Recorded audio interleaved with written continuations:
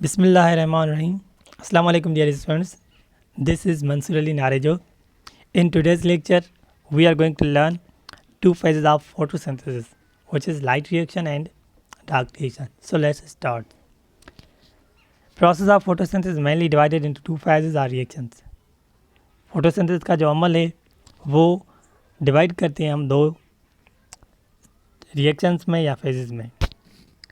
Number one is light reaction और light dependent reaction. उसमें जो पहला है वो लाइट रिएक्शन है या जिसे हम लाइट डिपेंडेंट रिएक्शन भी कहते हैं.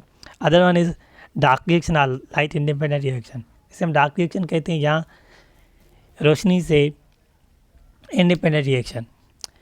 सो the first one is light reaction और लाइट डिपेंडेंट रिएक्शन.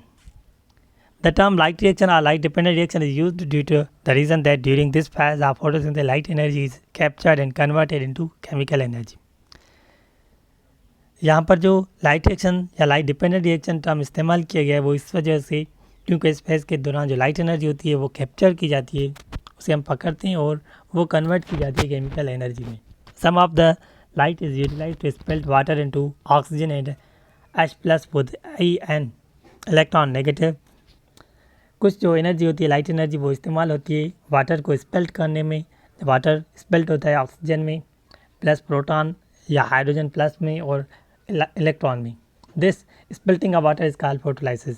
ये जो स्पेल्टिंग है वाटर की हम फोटोलाइसिस कहते हैं.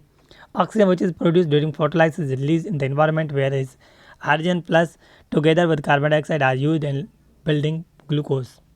ऑक्सीजन जो इस अमल के दौरान पैदा होती है फोटोलाइसिस के दौरान वो इन्वायरमेंट में रिलीज़ हो जाती है, इन्वायरमेंट में जाती है. और उसके अलावा जो H+ आयंस होते हैं या प्रोटॉन्स होते हैं वो इस्तेमाल होते हैं कार्बन डाइऑक्साइड के साथ ग्लूकोज मालिक्यूल को बनाने के लिए. इन chloroplast different pigments absorb light of different wavelengths.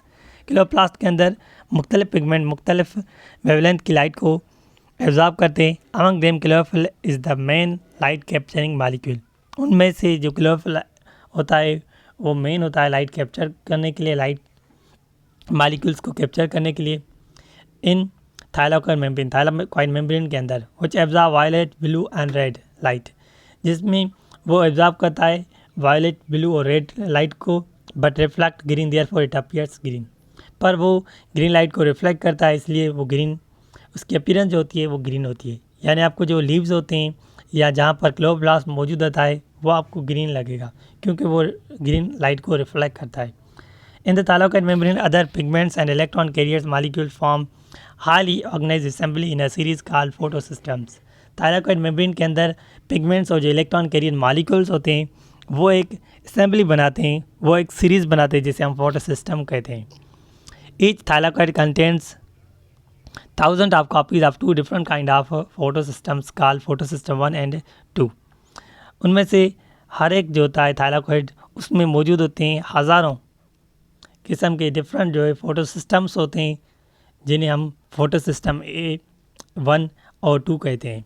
Each consist of 2 major parts. हर एक में 2 मेजर पार्ट्स होते हैं. लाइट हार्वेस्टिंग कॉम्प्लेक्स, उनमें जो पहला है लाइट हार्वेस्टिंग कॉम्प्लेक्स है जहाँ पर लाइट जो है जमा होती है and an electron transport system. और इसके अलावा जो होता है इलेक्ट्रॉन ट्रांसपोर्ट सिस्टम होता है. तो आप देख सकते हैं स्कीम ऑफ लाइट रिएक्शन में जो यानी देख सकते हैं कि प्रोटॉन वाटर स्पिल्ट हो रहा है, उसके बाद वो फोटो सिस्टम 2 में सबसे पहले यानी जो वो ट्रांसफ़र होगा फोटो सिस्टम 2 की तरफ, वहाँ से इलेक्ट्रॉन मूव करेंगे कैरियर की मदद से मिल मैक्स ATP और ATP की प्रोडक्शन होगी.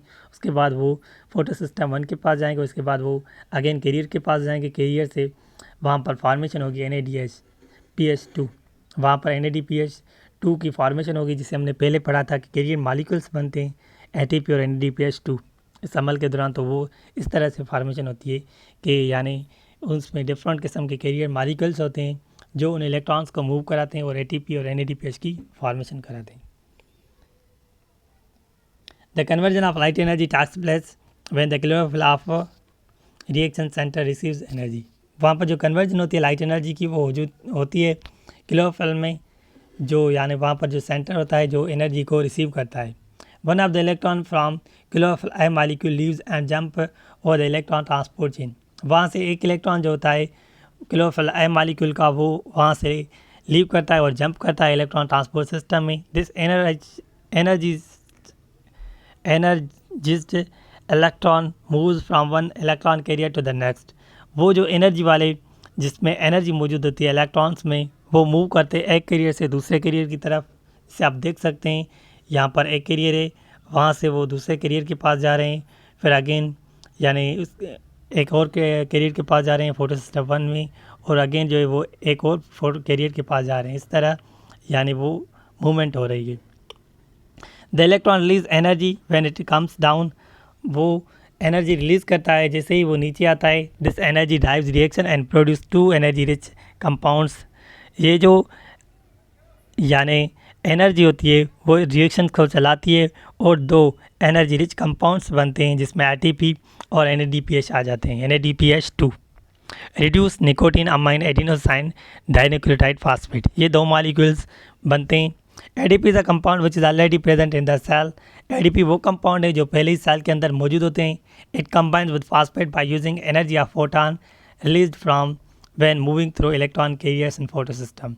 ये कंबाइन होता है फास्फेट से, ADP कंबाइन होता है फास्फेट से, वो एनर्जी इस्तेमाल करता है जो फोटॉन्स रिलीज होते हैं जब इलेक्ट्रॉन मूव होता है फोटोसिंथेसिस के अंदर, तब वो एनर्जी इस्तेमाल करता है। ADP बाइंड करता है फास्फेट से light energy plus enzyme complex, इन दोनों की मौजूदगी में तो ATP की फॉर्मेशन होती है। NADP also present in chloroplast is reduced into, यानी NADP जो होता है वो रिड्यूस होता है जब उसके साथ H+ आयन्स आकर अटैच होते हैं electrons bye accepting hydrogen ion. वो हाइड्रोजन आयन को एक्सेप्ट करता है release from स्पेल्टिंग of water.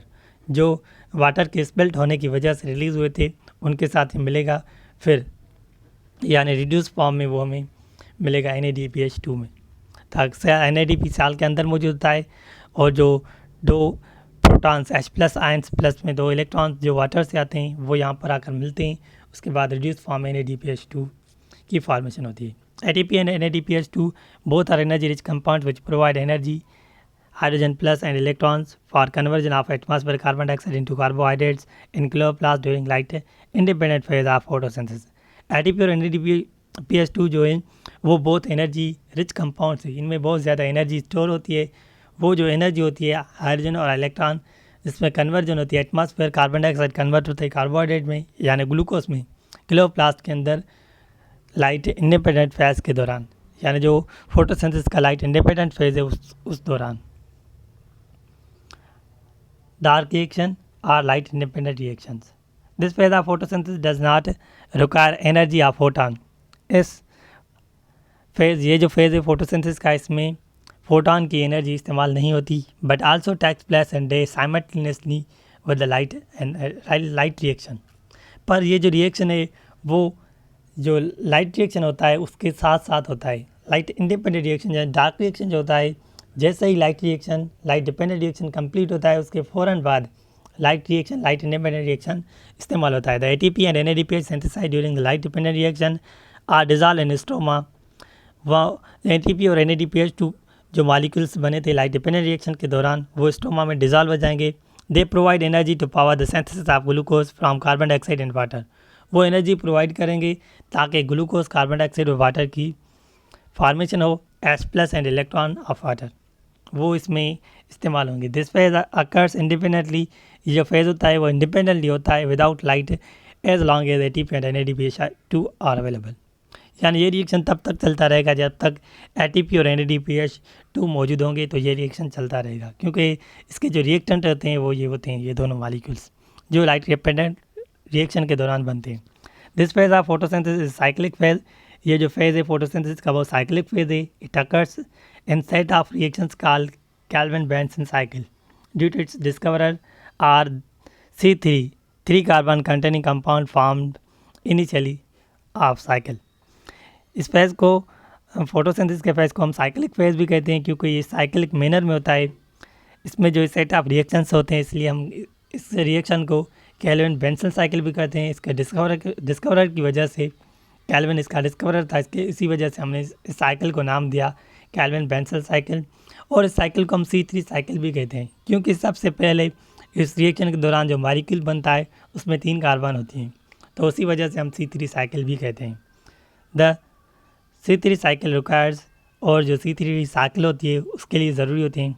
Carbon dioxide normally from air, some of it also comes from respiration.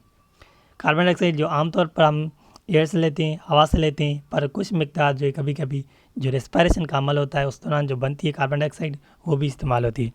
Carbon dioxide capturing sugar, pentose sugar. Carbon dioxide को capture करने वाली sugar मौजूद हो जिसे हम पेंटोज शुगर कहते हैं। और number 3, enzymes to catalyse all the reactions. वो एंजाइम्स जो रिएक्शन को कैटलाइज करेंगे, स्पीड अप करेंगे, वो सारे एंजाइम्स मौजूद हों। Number 4, energy from ATP and NADPH2 comes from light dependent reaction. और वो एनर्जी ATP और NADPH से जो मिलती है जो लाइट डिपेंडेंट रिएक्शन के दौरान बनते हैं। So student, that's all about the light dependent and light independent reactions. If you have not subscribed my channel, please subscribe my channel, and if you have any question from this topic, write down in comment. I will answer you. Thank you for watching this video.